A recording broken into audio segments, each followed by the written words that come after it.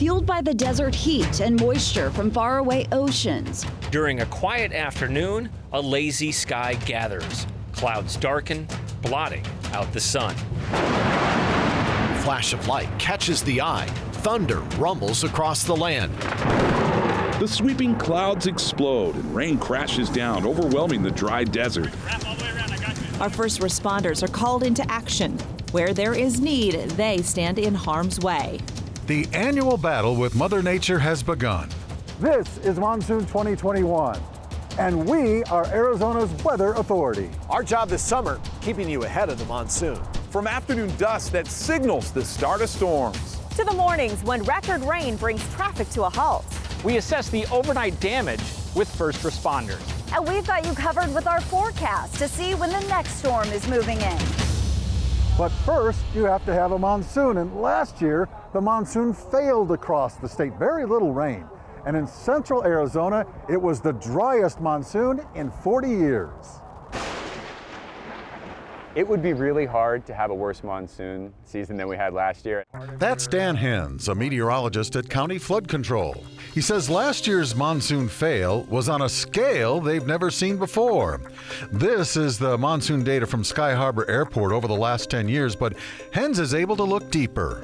And when you actually look at all the gauges as a whole, it actually shows over the last 5 years, we've been right around average, 2 above, 2 below, and then we have, of course, this outlier last year. No matter how you look at it, it was really, really dry. It was a failure. And according to state climatologist Nancy Sellover, the monsoon fail was not limited to the valley. It failed around the entire state. Basically, things didn't set up to where the circulation pattern was bringing the warm, moist air up from Mexico across most of the state. And so we were getting northerly flow a lot of the time, and that's a dry flow, and it doesn't provide anything to kick off those thunderstorms. But Sellover also points out that perhaps the worst part of the missing monsoon was that the wildfire season never ended in Arizona.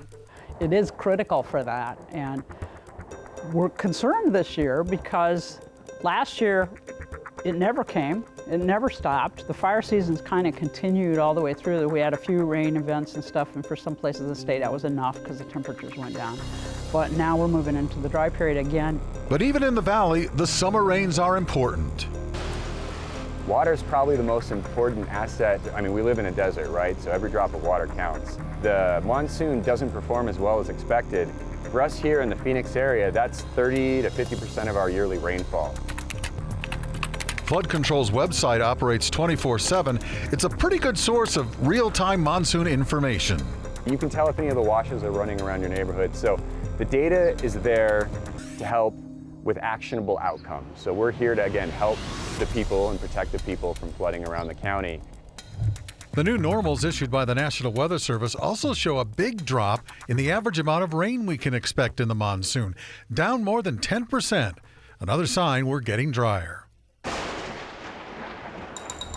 While the monsoon turned into a non-soon, we baked across Arizona. Dozens of all-time high heat records were smashed. Turns out the excessive heat is the biggest cause of weather-related deaths in Arizona. Last year, Phoenix had 145 days of temperatures at 100 degrees or greater, 53 days of highs at 110 or greater, and 14 days at 115 degrees or more.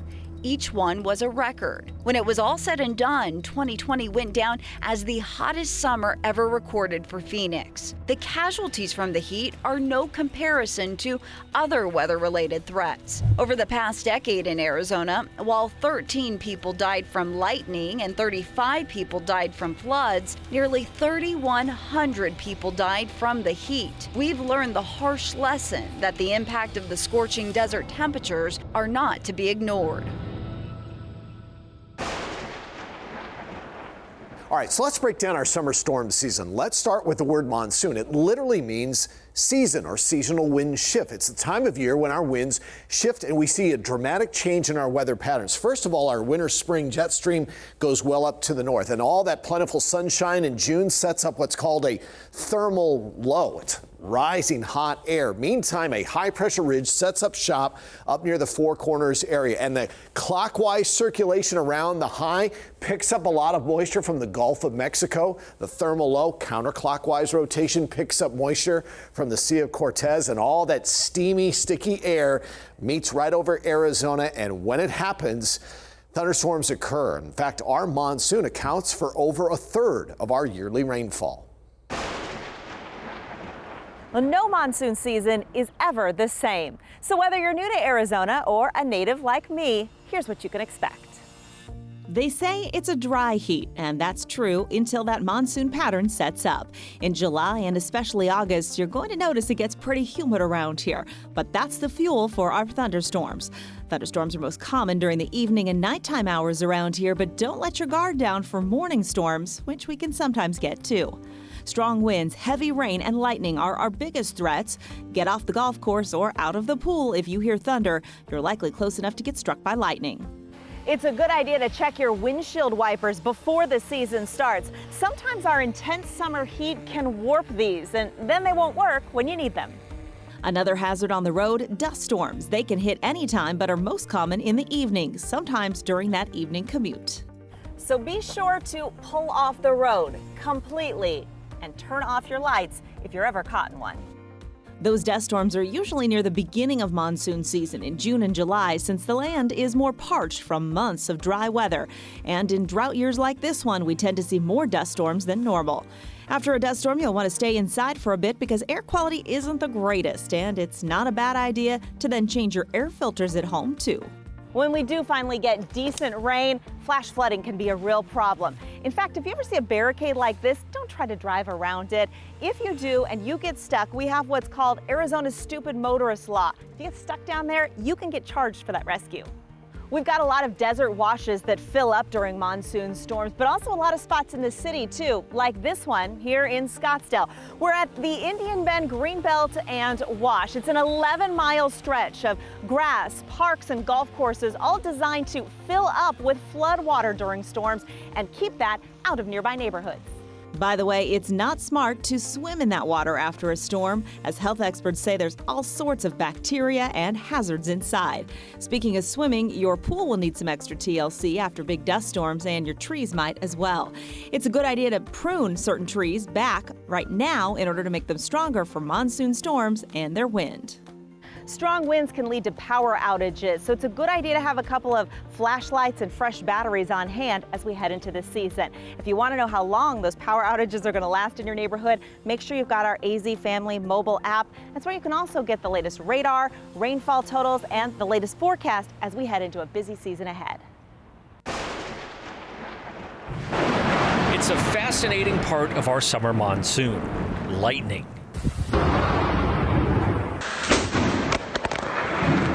But not all lightning strikes are created equally. Some are worse than others if you're unlucky enough to get hit. There are several types of lightning strikes. One kind is called a direct strike. The lightning comes directly from the sky and goes directly into your body. Now, it's not the most common type of lightning strike, but it can be potentially the deadliest. The lightning strike hits you directly, you go into cardiac arrest and much less likely to survive. Dr. Heitz Patel is the ER medical director of Banner Boswell. I mean, it's a life-threatening, obviously incident, so definitely something to take very seriously. Another type of strike is called ground current. That's where lightning strikes a tree and then the electricity radiates outward, eventually hitting a person standing nearby. Ground current can travel through grass, patio with rebar, and water. 30 to 50% of lightning strikes occur indoors, which you wouldn't think, like, how are you going to get struck indoors?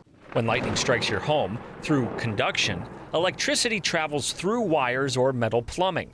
Avoid taking a shower or talking on corded phones during a storm. And while Dr. Patel says most people actually survive lightning strikes, many are left with long-term issues like insomnia, chronic headaches, cataracts, and more. Memory, personality changes, things like that, because your brain chemistry can change. You can have injuries in your brain. Still ahead, will Arizona see impressive summer storms or just a repeat of last year's monsoon? We'll share our monsoon forecast next. Plus, the first sign a storm is heading your way is dust. We'll show you the latest technology on the market and how it will keep people safe. You're watching an Arizona's Weather Authority special, Monsoon 2021. When the storms move in, Storm Commander moves out, bringing you real-time, up-to-the-minute reports from the road. Storm Commander brought to you by Lions Roofing. And only on Arizona's Family. You're watching an Arizona's Weather Authority special, Monsoon 2021. Time now for a monsoon fast fact. Did you know a dust storm can be a mile high and more than 100 miles wide?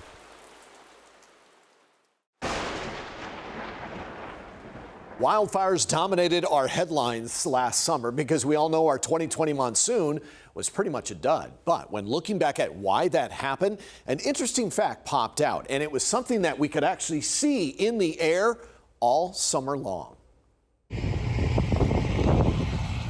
Last summer, it seemed every week we reported on different parts of our state that were on fire. It was even worse for our neighbors next door in California. We woke up in the middle of the night and there were flames.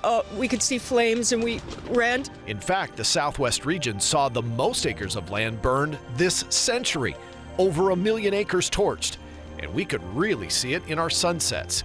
They might make pretty social media posts, but the smoke actually helped to reduce the intensity of the monsoon, that we didn't get as much rain because of all the wildfires that we had over the west last year. And it actually does make sense. And Dr. Randy Cerveny should know. The legendary ASU professor has seen it all from the Tempe campus, where he's been teaching since 1986.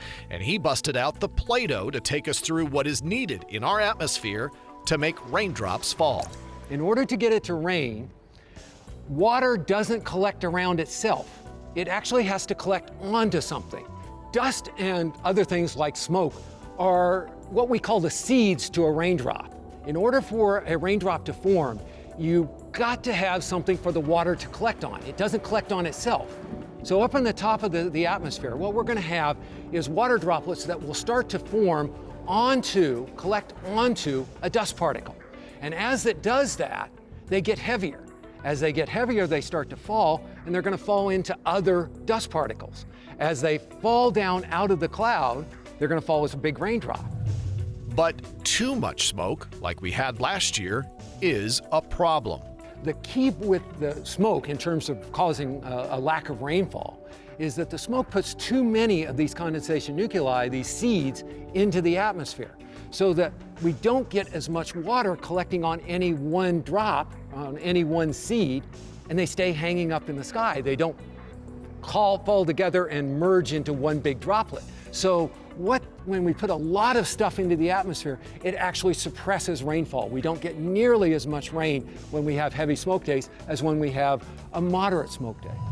All that wildfire smoke caused another big problem. Take, for example, this flashlight. It represents the sunlight hitting our valley floor during the summer storm season. When all that wildfire smoke is in the atmosphere, look, it cuts down on the amount of sunlight hitting the valley floor. That means it cuts down on the rising warm air needed for thunderstorm development. Less rising warm air, less rainstorms.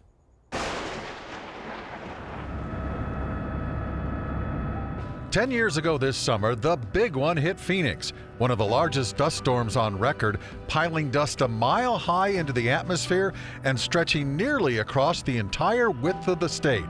Of course, ground zero was the valley, where a young storm chaser named Michael Binsky got word of a storm that would change his life. So I was practicing, the time lapse in the backyard, and someone texted me and said, hey, there's a big dust storm coming in from Santan. And I knew right where to go because I had scouted out this spot like a few weeks before.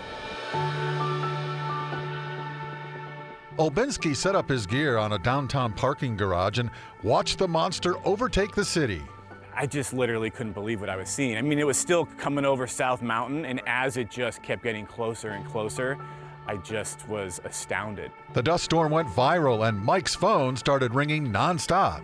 when I was watching that and I saw this dust rolling across, the first word that came to mind, I'm like, this is a haboob if I've ever seen one. So when I posted that video, I said, massive haboob hits Phoenix.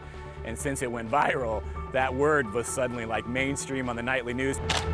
His passion continued to grow, and Olbinski has become one of the top storm chasers not only in Arizona, but in the entire country. I like to share weather with the world. It's kind of like, or with just people.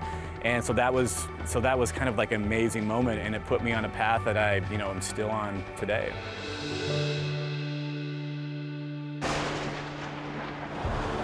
If you've driven between Phoenix and Tucson, it's easy to notice ADOT's new dust detection network. It's a 10-mile stretch between Eloy and Picacho Peak that warns drivers of dangerous driving conditions. We have been planning this dust detection warning system for years, and we got it up and running just in advance of the monsoon, and that monsoon was a big dud. Monsoon 2020 was a big dud for sure. The dust detection network was only triggered a few times last year. One advantage of the monsoon is it did give ADOT's engineers a chance to fine-tune the network and get it ready for this year's monsoon. The $72 million network they built is incredible. When a dust storm hits, they're able to change the speed limit and warn drivers with overhead message boards. They also have a large X-band radar that can detect storms 40 miles away. When you're approaching the dust detection and warning system, it's important for drivers to pay attention to the signs. Please reduce your speed.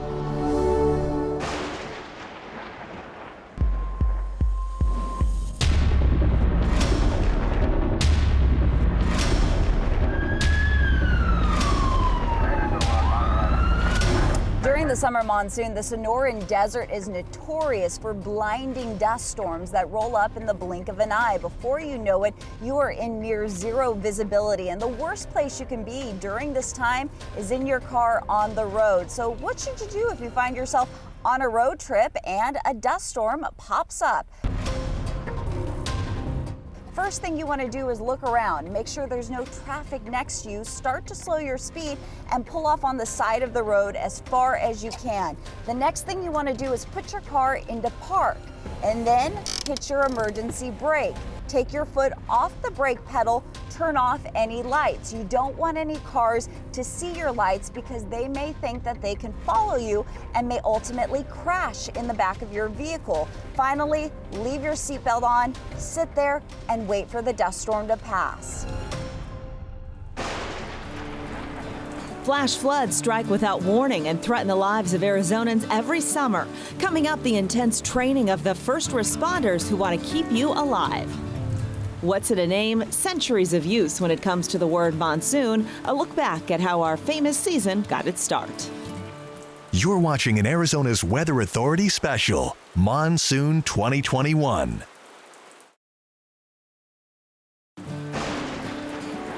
You're watching an Arizona's Weather Authority special, Monsoon 2021.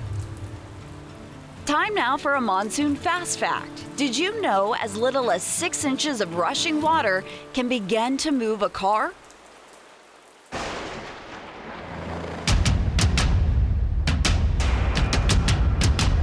Flash flooding is a dangerous phenomenon that happens every year during the monsoon, which is why first responders with MCSO train on swift water rescue so they can be prepared to answer your calls for help. They come around there a trickle, then it's 10 feet of water that quick. This water could be 10 miles away, come ripping downstream. It's a scenario seen all too often. A motorist drives through a flooded road and quickly becomes stranded in a raging river. As these floodwaters change, your car could be going downstream. There's not time to do a lot of setup on this. We want to get right in and get them off before the car shifts or they fall off. They're unsteady, the car's unsteady. The sheriff's office sends in air support, teaming up with firefighters who are attempting to rescue the victims from the ground. So some of our biggest dangers are the swiftwater rescues, the flash floods, and there are a lot of areas where the streets cross low-lying washes that flood very quickly. Time is of the essence as crews carry out a number of tactical maneuvers. They would form up a team and actually try to wade across there, and they put themselves then in the danger of being washed away by those floodwaters or getting hit by debris. Get out of there, get out of there, get out of there. There she goes. Flash flooding might be more frequent this year thanks to 2020's record-breaking wildfire season in Arizona. And anytime you have a major fire that strips away a lot of that vegetation that would keep that rain kind of in place or start to hold it, you're going to get a lot of runoff. And it doesn't have to be raining in your line of sight for a flash flood to develop. It's maybe just cloudy here, but up north a few miles, it's actually raining really hard. And all that water is coming down at a rapid pace, and it's picking up debris. First responders are stressing everyone stay vigilant this summer. If you see water, don't even go near it. It doesn't take much water to move a car off the road. And the road may be gone already. The water may have just shifted. There's no road down there. If you don't follow the rules and you drive through a flooded road outside of MCSO jurisdiction, Arizona has a stupid motorist law, which means you could be forced to pay for your rescue up to $2,000. Each day in the summer when we're doing the broadcast, we use the word monsoon a lot, and I mean a lot. And it's used in common conversation every day. But you know, it wasn't always that way. I was kind of curious, so I decided to dig into some really old newspapers to find the history of the word monsoon. Back in the 1700s, a British paper described India's monsoon during skirmishes with the French on India's coast. The Derby Mercury Sun noted that monsoon rains would make rivers impassable and destroy roads. Sounds familiar, huh? In the late 1800s, I found a mention of the monsoon in what was then called the Arizona Republican. The writer questioned whether the Salton Sea in California helped produce storms here. But many times, storm stories were just that. In this 1917 storm report in Phoenix, it didn't mention the monsoon at all, just familiar, ferocious, and damaging winds. In the past 60 years, the word has become more common in our storm lexicon. In this 1968 Republic article, it asks the question many of you ask each summer: where are our monsoon rains? Eventually, our monsoon moniker made its way into the advertising world with Monsoon Madness deals. And these days, you don't need to look far to find the word monsoon. It's even in local beer. Phoenix Beer Co. has a seasonal brew, their Monsoon IPA. What a wonderful way to remind us of the season we love so much. Cheers. Can we expect impressive storms or a long, dry summer? Our monsoon forecast is just moments away. You're watching an Arizona's Weather Authority special, Monsoon 2021.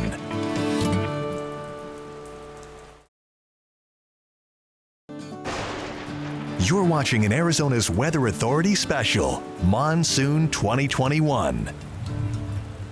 Did you know that an active monsoon day can produce 100,000 lightning flashes across Arizona, and the average monsoon storm lasts between 30 to 60 minutes?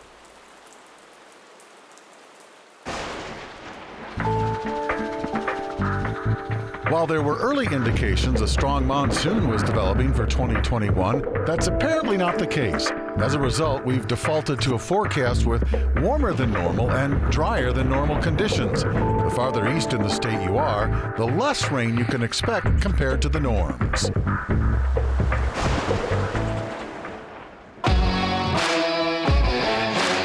When storms are on the horizon, we've got you covered from sunup to sundown. We start early every morning, every day of the week. Surveying the latest weather information, looking for those subtle signs of storms. We'll get you ready for the monsoon day ahead. And when the dust starts flying, that's when we jump into action. Tracking storms that could impact your drive home. Using street-level radar in your neighborhood to keep you safe. And make sure to download the Arizona's Family mobile app to get notifications about weather alerts and rain totals in your neighborhood. On behalf of Arizona's Weather Authority, thanks for watching Monsoon 2021.